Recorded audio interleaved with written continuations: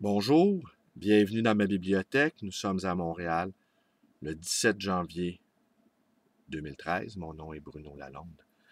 Alors, à la suite de ma petite vidéo d'hier, j'ai réfléchi et j'ai pensé qu'au fond, un seul mot pourrait désigner cette réalité nouvelle que fut la découverte des camps de concentration et également les deux bombes atomiques qui ont été larguées sur le Japon, Nagasaki, Hiroshima.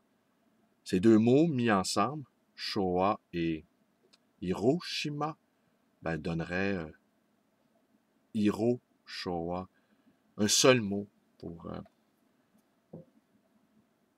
dire notre réalité.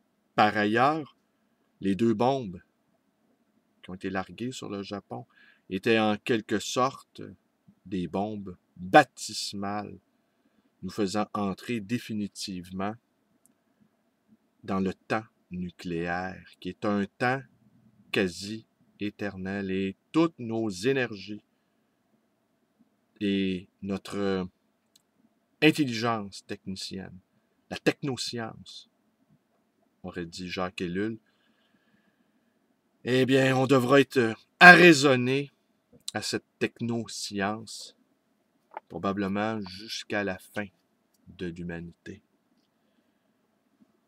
Hier, une belle soirée à ma librairie, une belle soirée d'amis lisants, parce que nous avons un projet en cours, mais je ne peux pas en parler pour l'instant. Mais ayez crainte, je vais tout vous dévoiler. Et on avait une discussion, entre autres choses, sur la photo, la permission de demander la photo, la démission de photographier les gens à la suite d'un procès qui a eu lieu déjà il y a quelques années, procès Duclos avec un grand photographe québécois.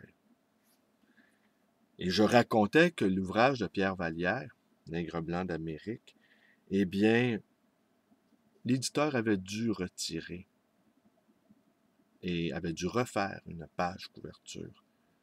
Parce que la petite madame qui s'y trouvait sur cette page couverture avait porté plainte. Alors, je vous montre ça à l'écran.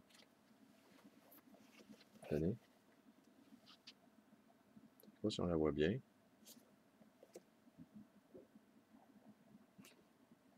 Alors, voilà. Aujourd'hui, cette édition-là de Pierre Vallière est un peu recherchée en bibliophilie. Alors, je vous lis donc cette autobiographie de Pierre Vallière. Les 3 mois que je passai à Paris furent un véritable enfer. La bureaucratie du Parti communiste me révolta et me désillusionna. Je cherchais de plusieurs côtés une organisation révolutionnaire disposée à utiliser mon énergie. Je n'en trouvai aucune. Je rencontrai des douzaines de révolutionnaires de gueule, mais pas une seule organisation révolutionnaire. Je lus un tas de revues incendiaires, mais je ne vis aucun foyer d'incendie. Les travailleurs impuissants se contentaient de maudire leur sort, sans cesser tout à fait de croire en la révolution. Ils étaient prisonniers non seulement de leur usine, mais de leur syndicat et du parti, le Parti communiste.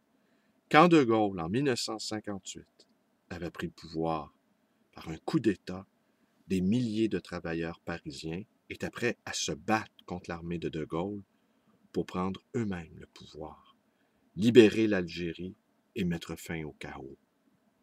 Mais le parti avait ordonné le désarmement des travailleurs, suspendu des manifestations, etc.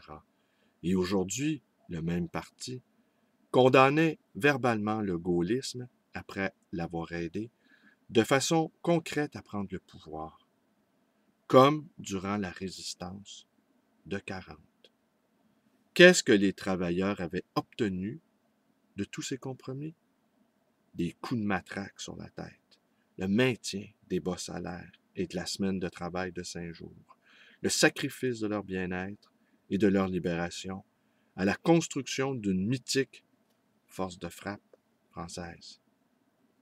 Je trouvais que la gauche française possédait les dirigeants les plus stupides du monde, et tous ces intellectuels brillants, qui étaient l'honneur de la France, étaient d'impuissants critiques face à cette écrasante force d'inertie que représente toute bureaucratie fossilisée et satisfaite d'elle-même. Je dis rien, tu ne vois pas que ça ressemble au Québec, ça? La jeunesse, désabusée, retournait à l'individualisme et s'accommodait assez bien du conformisme social légué par la bourgeoisie. Le syndicalisme étudiant lui-même tournait en rond, et en banlieue, les jeunes travailleurs rêvaient maintenant de James Dean et de Marlon Brando, tandis que les retours d'Algérie, les Pieds Noirs, servaient de bouc émissaire aux Français déçus de leur défaite et en même temps honteux de cette guerre atroce qu'ils avaient supportée avec un chauvinisme comparable à celui de la classe dirigeante anglaise du début du 19e siècle. Quant aux harkis, aux Algériens qui avaient collaboré avec les Français durant la guerre, ils traînaient leurs existences misérables de bidonville en bidonville autour de Paris. Plusieurs s'installèrent à Nanterre, un bidonville qui peut rivaliser avec ceux de Lima ou de Caracas. C'est une France pleine de douleurs et désabusés que je connus.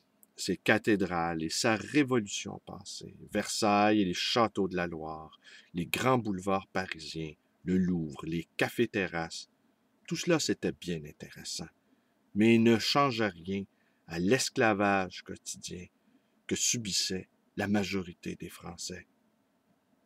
Seuls les touristes et les bourgeois avaient d'ailleurs les loisirs de contempler les monuments merveilleux de l'audace et de la liberté passée de la France. Les ouvriers en avaient marre d'être écrasés. Qu'est-ce que ça leur donnait d'aller le dimanche après-midi faire un petit tour parmi les splendeurs d'un passé contre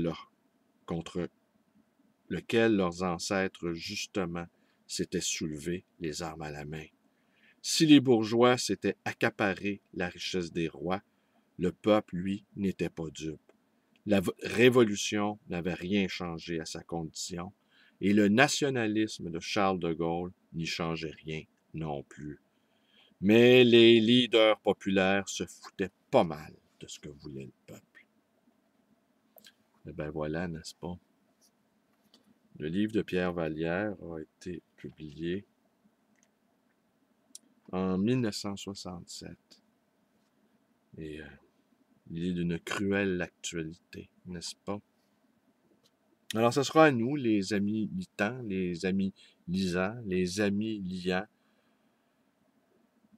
de ne pas se rendormir. Même si la situation est difficile, nous devons continuer et prendre soin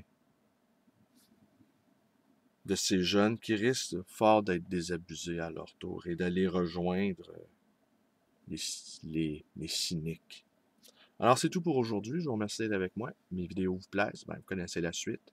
Ma page Facebook, mon numéro de téléphone, 514-736-0999. Et vous pouvez également aller me rendre visite à cette librairie d'occasion et d'anciens, le livre Voyageur, dans le quartier Côte-des-Neiges à Montréal. Allez, un dernier petit coup de Pierre Vallière. Voilà, merci, bonne journée.